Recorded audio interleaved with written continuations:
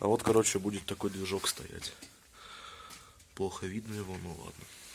94 куба, дружба. Вот. А сейчас получилось пока что так.